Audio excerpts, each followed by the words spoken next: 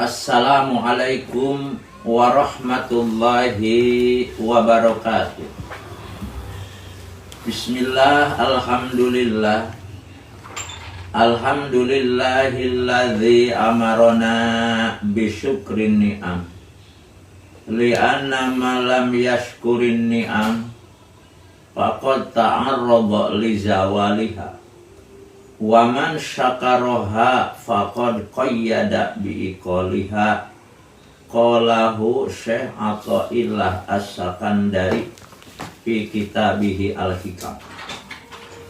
Wassalatu wassalamu ala sayyidis sadati sayyidina Muhammadin sayyidil anam wa ala alihi wa ashabihi wa man tabi'ahul huda wal ihsana ila yaumil qiyami amma ba'd. Qala Allah ta'ala fil Qur'anil Karim, a'udzu billahi minasy syaithanir rajim. Bismillahirrahmanirrahim. Hafidhu 'alas salat was salawatil wusta wa qumu lillahi qanitin. Wa qala Rasulullah sallallahu alaihi wasallam, innallaha ta'ala wahaba li ummati lailatul qadri walam yu'tiha man kana qablakum. Wallahu a'lam bihaqiqatil murad. Alhamdulillah wa syukru ala ni'amillah. Dengan kudrah, iradah, inayah, riayah Allah subhanahu wa ta'ala, alhamdulillah pada malam ke-10 ini dan esok akan melaksanakan juga puasa hari ke-10, kita masih dapat bermuwajahah, bertatap muka dalam mengisi pengajian. Sholawat juga salam tak lupa kami sanjungkan kepada keharibaan baginda kita Rasulullah Sallallahu Alaihi Wasallam. Jamaah yang ada di mana saja, saya membaca 4 kitab sedikit-sedikit tapinya. Pertama, kitab Tafsir Ar-Razi karangan Imam Fakhruddin Ar-Razi. Kedua, kitab Al-Gunya karangan Syekh Abdul Qadir Al-Jailani yang wafat tahun 561. Ketiga, kitab Thaharatul Qulub karangan Said Abdul Aziz Ad-Darini. Keempat, kitab Tanbihul Muqtarin karangan Syekh Abdul Wahab As-Sa'rani. Dari 4 macam kitab tersebut, saya temukan 10 rahasia yang dirahasiakan oleh Allah. Jadi ada beberapa rahasia yang dirahasiakan oleh Allah. Pertama, ahpa ridha'ahu fit ta'at. Allah menyembunyikan ridha di dalam ta'at. Ta'at merupakan alamat dapatnya ridho Allah. Namun ketika taat yang mana kita akan mendapat ridhonya. Karena itu di dalam melaksanakan taat, di dalam melaksanakan ibadah, kita jangan membiasakan kata-kata wah itu mah sedikit, jangan. Siapa tahu ketika bersedekah 1.000 rupiah, padahal di sana Allah akan memberikan ridhonya. Siapa tahu ketika kita melaksanakan sholat sunat 2 rakaat, usai melaksanakan sholat maghrib umpama, justru di sana akan Allah memberikan ridhonya. Karena itu kita jangan sekali-kali menganggap sepele terhadap bentuk taat. Wah si itu mah sedekahnya juga cuma 100 rupiah. Siapa tahu justru ketika hanya memberikan 100 rupiah, Allah memberikan ridhonya, di mana ridho Allah disembunyikan oleh Allah di dalam taat. Kalau taat merupakan alamat ridho Allah, maka jangan sekali-kali kita menganggap remeh kepada bentuk taat, kepada bentuk ibadah apapun. Satu. Kedua, apa godobahu fil ma'asi. Allah menyembunyikan murka dalam maksiat. Perbuatan maksiat yang mengakibatkan akan mendapat murka Allah. Cuma ketika berbuat maksiat yang mana? Karena itu kalau kita berbuat maksiat, jangan melihat bentuk maksiat, tapi harus melihat siapa yang melarang. Sehingga ada kata-kata ulama, la tandur ila sigoril maksiat, wandur ila man asyata. Jangan sekali-kali kalian melihat bentuk maksiat, tapi harus siapa yang melarangnya. Yang namanya durhaka, yang namanya maksiat, mau sekecil apapun, mau sebesar apapun, jelas yang melarangnya adalah Allah. Karena itu kalau kita berbuat maksiat, jangan melihat bentuk maksiat, tapi harus melihat siapa yang melarangnya. Dan Allah menyembunyikan murka dalam maksiat. Karena itu sekali lagi jangan kita menganggap remeh perbuatan maksiat. Ya, cuma membeli bala-bala 5 dibayar 3 umpama. Siapa tahu dari 2 bala-bala itu kita akan dapat murka Allah. 2, 3. Akhfal maut fil umri. Allah menyembunyikan kematian dalam umur. Umur kita ini akan diakhiri dengan mati. Tapi entah sampai usia berapa tahun kita ada di alam dunia. Karena itu kalau kita akan berbuat perbuatan baik, jangan ditunggu sampai usia tua. Siapa tahu ketika muda kita meninggal. Malah menurut Imam Juzi di dalam kitab Sabilul Adkar, bahwa umur manusia itu dibagi 5 tahap kalau memang keadaan paripurna. Pertama, memasuki usia sobi. Kedua, memasuki usia syabab. Ketiga, memasuki usia kuhula. Keempat, memasuki usia syekh. Kelima, memasuki usia kibar, atau juga bisa disebut haram, pakai hak besar. Pertama, kita itu hidup memasuki usia sobi. Usia berapa ke berapa? Usia dari 0 hari sampai usia 15 tahun. Maka itu masih kategori sobi, di mana perbuatan kita belum dicatat.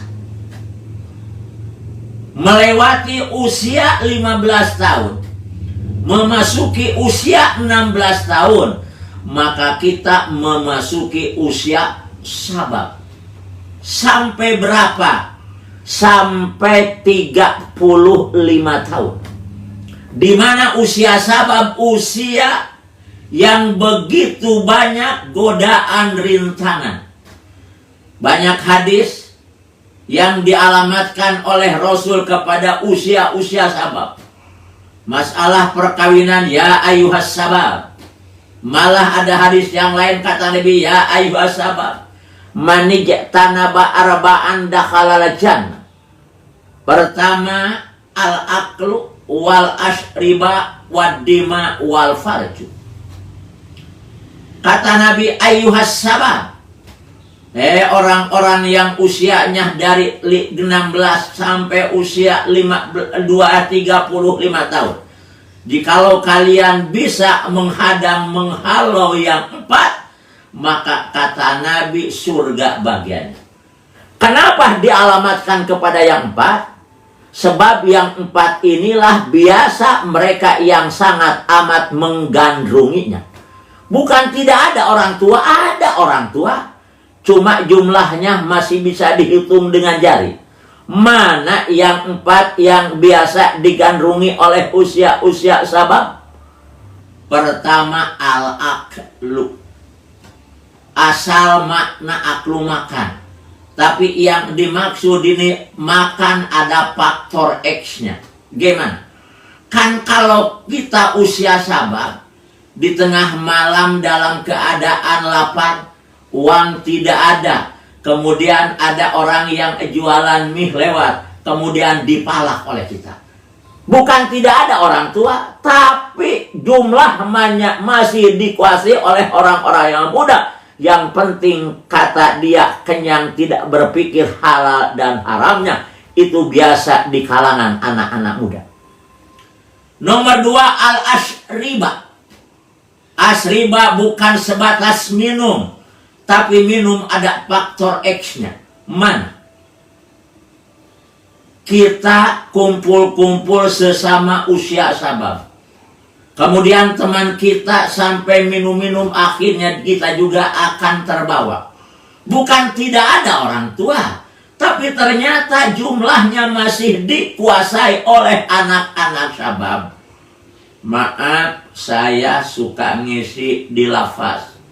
Ternyata mayoritas anak-anak muda. Saya tanya, apa yang menyebabkan kamu masuk ke sini? Ya katanya dari minum-minum. Bukan tidak ada orang tua, ada. Cuma masih lebih banyak dikuasai oleh anak-anak muda. Nomor 3 yang bisa digandrungi oleh anak muda, ad-dima. Asal makna dima adalah darah. Artinya sesuatu yang menyebabkan keluarnya darah. Pan kadang-kadang usia sabab rebutan puntung rokok saja sampai jotos-jotosan.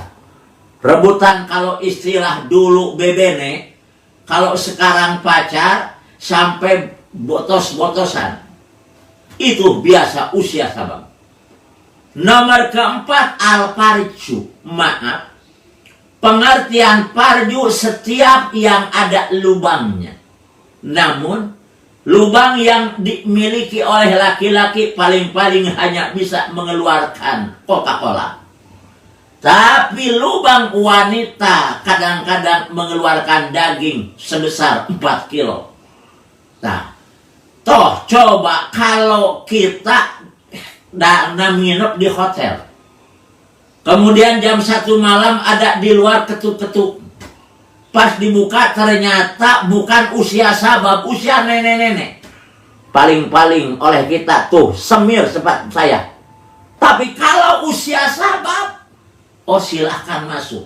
Jadi jelas yang 4 ini sangat amat digandrungi oleh anak-anak usia sabab. Sehingga Nabi memberikan warning, ayyuhas syabab, mani tanaba arba'an dakhalal jannah. Kenapa? Sebab biasa digandrungi oleh mereka-mereka yang usianya sabab.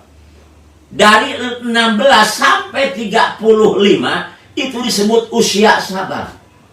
Dari 36 sampai 50 disebut kuhulah atau kahulah. Kata Nabi, man balagol arba'in lam yablugh khairuhu syarrahu fal yatajahaj minan nar. Barang siapa yang usianya sudah sampai kepada 40 tahun, tapi nyatanya ia berbuat jelek masih mendominasi ketimbang berbuat baiknya, kata Nabi, siap-siap saja orang itu calon penghuni neraka. Jadi kalau kita sudah usia di 40, idealnya kemana-mana kita bawa kalkulator. Menghitung mana amal yang baiknya, mana amal yang jeleknya. Dikala kita berbuat amal baik, ucapkan Alhamdulillah. Dikala kita berbuat amal yang jelek, kita ucapkan Astagfirullah. Manakala usia lebih dari 40 tahun. Dari 36 sampai 50 disebut kahula atau kuhula. Dari 51 sampai 70 itu disebut syekh. Karena itu pengertian syekh, man zada umruhu an khamsina sana. Yang disebut usia syekh adalah orang yang usianya lebih dari 50 tahun. Dan ini siapa saja. Bukan hanya orang Arab saja. Orang Sunda sekalipun, orang Jakarta sekalipun, kalau memang usianya sudah lebih dari 50, jangan tidak mau kalau ada orang yang memanggil syekh. Sebab pengertian saya sekali lagi, man zada umruhu an khamsina sana, orang yang usianya sudah lebih di atas 50 tahun. Dari 51 sampai 70 itu disebut syekh. Nah, syekh, ya, pengertian syekh. Nah, dari 50 sampai 60 kata Nabi, likulli syai'in hasad. Wa hasadu ummati ma baina sittin wa sab'in. Setiap sesuatu ada panennya. Di mana ketika kita panen yang ada gembira. Kenapa? Capeknya telah kita lalui. Begitu pula umat Nabi Muhammad akan datang ke suatu saat, yaitu saat panen. Mana? Dari 60 sampai 70. Apa yang disebut panen? Bekerja, beramal, tidak secapek beramal di usia kurang 60 tahun, tapi tetap pahala akan diberi oleh Allah. Kalau istilah pegawai negeri adalah akan dapat pensiun. Jadi umat Nabi akan dapat pensiun dari usia 60 sampai 70. Orang pensiun kerja tidak, tapi ternyata tiap bulan mendapat gaji. Malah gaji dari Allah, kata Allah, falahum ajrun ghairu mamnun. Tidak ada potongan, tidak ada pengurangan sedikit pun. Kenapa? Sebab maklum usianya sudah di atas 60. Jadi kalau sudah di atas 60, tidak semaksimal usia kurang dari 60, tidak apa-apa. Sebab tetap Allah akan memberikan bonus, Allah akan memberikan pensiun kepada orang itu. Cuma kita jangan mengharap akan dapat pensiun kalau memang kita tidak ada ikatan kerja dengan negara. Begitu pula kita jangan mengharap pensiun kalau memang kita sebelum usia 60 tidak begitu waktu dimanfaatkan oleh kita untuk banyak beramal. Jadi yang akan mendapat pensiun dari Allah, orang yang memang usianya kurang dari 60, dia dilakukan sebaik-baiknya. Dari 70 sampai inna lillahi wa inna ilaihi raji'un, itu disebut haram atau kibar. Kalau kita sudah sampai kepada usia lebih dari 70, man jawaja umruhu, Allah akan mengampuni orang yang usianya di atas 70. Bagi siapa? Bagi yang memang sebelum usia 70 dia benar-benar memanfaatkan waktu. Jadi jangan mengharap kita akan diampuni dosa kalau memang tidak benar-benar kita mengisi waktu. Tah ini Allah nomor ketiga menyembunyikan mati dalam kubur. Mati dalam usia. Apa yang disebut mati?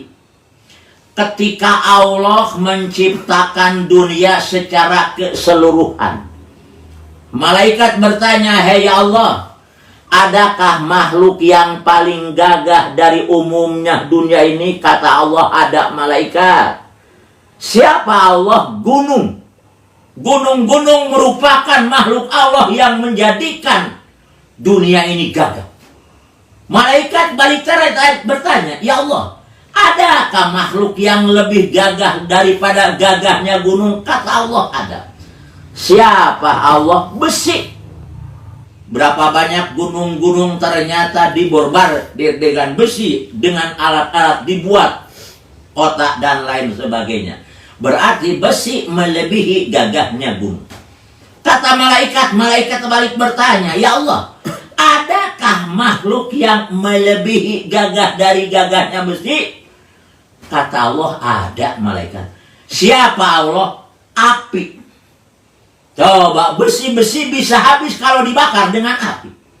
Malaikat balik bertanya, ya Allah, adakah makhluk yang melebihi gagahnya api? Kata Allah, ada. Apa Allah? Air. Dengan air ternyata api yang begitu besar bisa padam. Kenapa? Air merupakan makhluk yang melebihi gagahnya besi. Malaikat balik bertanya, Allah, adakah makhluk yang melebihi gagahnya air? Kata Allah, ada. Apa? Ya Allah, ya ngantuk, tidur. Coba kalau orang sudah ngantuk, dengan air sekalipun tidak terasa. Kenapa? Sebab ngantuk merupakan makhluk yang melebihi gagahnya air. Malaikat balik bertanya, ya Allah, adakah makhluk yang melebihi gagahnya ngantuk? Kata Allah, ada. Siapa Allah? Bingung. Coba kalau kita sudah bingung, sulit tidur. Malaikat balik bertanya, ya Allah, adakah makhluk yang gagah melebihi gagahnya? Gagahnya bingung. Kata Allah, ada. Siapa Allah? Mati. Siapa coba orang yang bisa melawan mati? Karena itu mati makhluk yang amat sangat luar biasa gagahnya. Apa yang disebut mati? Yang disebut mati al-firqatur ruh anil jasad. Anil jasad. Yang disebut mati adalah pisahnya ruh dari jasad. Pisahnya ruh dari jasad ibarat nih sorban saya rendam ke air. Kalau ini si sorban ingin kering, tentu harus dipisahkan ini air dari sorban. Kalau istilah Sunda diperes. Begitu pula ketika Allah akan memisahkan ruh kita dari jasad kita, sakitnya luar biasa. Kalau ini sorban diberi kemampuan bicara, pasti dia menangis. Begitu pula ketika nanti kita akan dipisahkan ruh dari jasad kita, sakitnya luar biasa. Sehingga disebut dalam bahasa Arab sakarot. Sakaro itu jama mu'annas salim, ujungnya ada alif dan ta. Sakarun satu mabok, sakaroni dua mabok, sakarotun seluruh mabok. Karena itu dikala orang akan meninggal, maka sakitnya seperti seluruh mabok kumpul. Sehingga oleh Nabi digambarkan sakitnya mati. Wa qad ru salasa mi'ata dorbatan bisai. Sakitnya mati bagaikan digolok oleh 300 golokan sekaligus. Coba kita bayangkan, kita digolok oleh 300 golokan. Enggak usah 300, satu saja umpama pisau yang kecil, sakitnya luar biasa. Apalagi nanti mati luar biasa. Sampai kapan itu sakitnya mati? Salah satu mukjizat Nabiullah Isa alaihissalam, Nabi Isa bisa membangkitkan kembali orang yang sudah mati.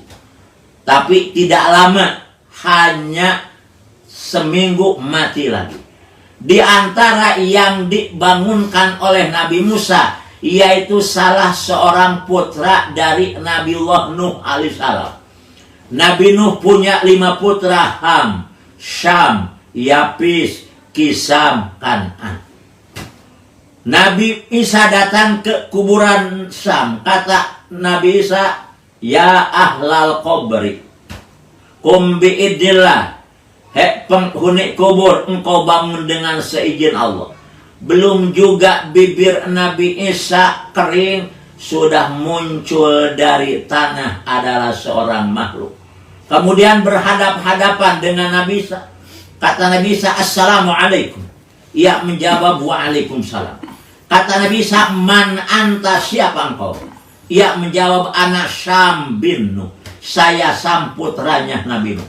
Kata Nabi Isa, sudah berapa lama engkau Sam resmi menjadi penghuni kubur? Kata Sam, di dalam satu kitab 4.500 tahun. Dalam kitab yang lain sudah 5.000 tahun. Kata Nabi Isa, selama engkau sudah 5.000 tahun ada dalam kubur, kenangan apa yang masih terasa sampai sekarang? Kata Sam, hei Nabi Isa, walau kami sudah 4.500 tahun, 4.500 atau 5.000 tahun, tapi namanya sakaratil maut masih terasa sekarang. Ini sakitnya sakaratil maut. Atau contoh lain Nabi Musa. Nabi Musa seorang nabi yang terkenal dengan kegagahan. Ketika Allah memerintah kepada malakul maut untuk mencabut ruh Nabi Musa, pertama Nabi Musa akan dicabut ruhnya dari mulutnya. Kata Nabi Musa, nanti dulu malaikatul maut, sebab mulutku wa kallamallahu Musa taklima, mulutku pernah dipakai berdialog dengan Allah. Akhirnya malaikat bingung. Saya, kata malaikat, akan mencabut ruh Nabi Musa dari tangannya. Begitu akan dicabut dari tangannya ruh Nabi Musa, kata Nabi Musa, jangan dulu, sebab tanganku pernah dipakai menerima kitab Taurat. Akhirnya malaikat bingung juga. Kata malaikat, akan dicabut ruh Nabi Musa dari kakinya. Begitu akan dicabut dari kakinya, kata Nabi Musa, jangan dulu, sebab kakiku ini pernah dipakai melangkah untuk datang ke Jabal Turisina dalam memenuhi panggilan Allah. Akhirnya malaikat bingung. Kemudian bertanya kepada Allah, ya Allah, harus dari mana kami mencabut ruh Nabi Musa? Ya, kalau bahasa kita dari mana saja. Yang jelas Nabi Musa diberi kesempatan untuk berdoa kepada Allah, minta agar semudah-mudahnya dicabut nyawanya. Ceritanya dicabut saja oleh malaikatul maut. Sekian lama terimpikan oleh salah seorang sahabatnya Nabi Musa. Ia ingat Nabi Musa itu sudah meninggal. Kemudian ditanya, wahai Nabi Musa, bagaimana terasanya engkau ketika dicabut nyawa? Sebab engkau diberi kesempatan untuk mendoa agar diberi semudah-mudahnya. Kemudian di saat itu dalam impiannya Nabi Musa berkata, sahabatku, sakitnya aku ketika dicabut nyawa seperti mengkuliti seekor domba dalam keadaan hidup-hidup. Bayangkan kalau kita memisahkan kulit dari seekor domba yang masih hidup, akan bagaimana bisa diam? Itu adalah paling mudah. Ini akan dialami oleh kita. Itu diantaranya Allah menyembunyikan mati dalam umur. Berarti masih banyak-banyak lagi yang insya Allah apa-apa saja yang disembunyikan oleh Allah. Baru 3 dari sekian. Sekian saja yang sempat saya sampaikan. Mudah-mudahan ada manfaatnya. Kurang lebih mohon maaf. Wallahul muwaffiq ila aqwamit thoriq. Assalamualaikum warahmatullahi wabarakatuh.